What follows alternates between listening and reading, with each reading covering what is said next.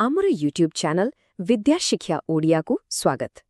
आज आमे पढ़िबा नवम श्रेणी भूगोल बहिर प्रथम अध्यायर द्वितीय भाग भारतर पड़ोसी देश। आउ सबुठु मजा कथा हेउछि जेतेबेले आमे भारतर पड़ोसी बोली सुनु आम मनकु कौन आसे केवल सेई देशगुड़िक जहा सहित आमर जमी लागिछि, ठीक ना?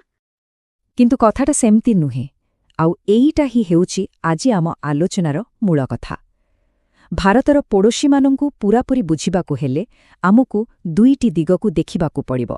गोटे हेला स्थल सीमा आउ अन्यटी हेला समुद्र। एई दुईटा मिसिले जाई पूरा चित्रटा सामनाकु आसे।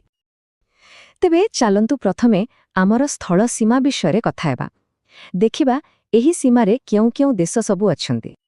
खाली एही संख्याटाकु देखंतु ता 15,200 किलोमीटर बहुत बड़ संख्या नुहे कि?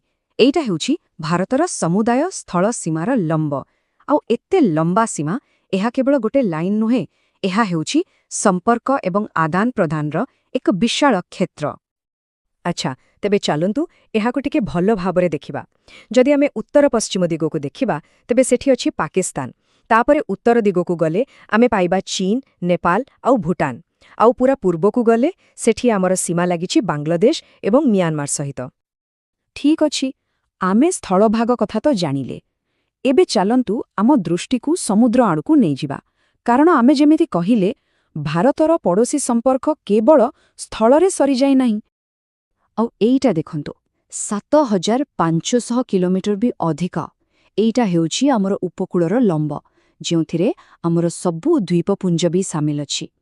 एत्ते बड़ सामुद्रिक सीमा वाणिज्य ठारु आरंभ करी सुरक्षा पर्यंत सबु क्षेत्ररे बहुत गुरुत्वपूर्ण। तेबे समुद्र पारिरे आम पड़ोसी किए? जदि आमे दक्षिण दिगकु देखिबा विशाल भारत महासागररे आमकु दुईटी प्रमुख द्वीप राष्ट्र मिलिबे, श्रीलंका एवं मालद्वीप। एहे तुलनाटी सेमानंकर अवस्थितिकु बहुत सहजरे बुझाई देउछि। देखंतु, श्रीलंका भारतर मूल भूखंडर ठीक दक्षिणरे अछि। अन्यपटे मालद्वीप आम लाक्षाद्वीप ठारु आहुरी दक्षिणरे अवस्थित। तेबे भारतकु श्रीलंका ठारु कौन अलगा करुछि?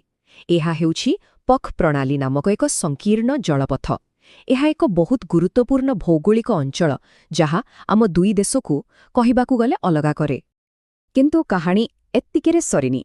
आमर तुरंत पड़ोसी मानक बाहरे मध्य किछि देश अछंती जाहाकु आमे विस्तृत पड़ोसी कहिपारिबा। चालंतु आम नजर को टिके दक्षिण पूर्व दिगकु बुलाइबा। जदि मानचित्ररे आम आंडामान और निकोबर द्वीपपुंजकु देखिबे तेबे जानिपारिबे जे इंडोनेशिया, मालेशिया आउ थाईलैंड भली देश वास्तवरे बेस पाखरे अछंती। आउ एटा बहुत रोचक कारण एहा देखाए जे भारत केवल दक्षिण एशियार एक अंश नुहे, बरं दक्षिण पूर्व एशिया को एक सेतु भली जोड़ी थाए।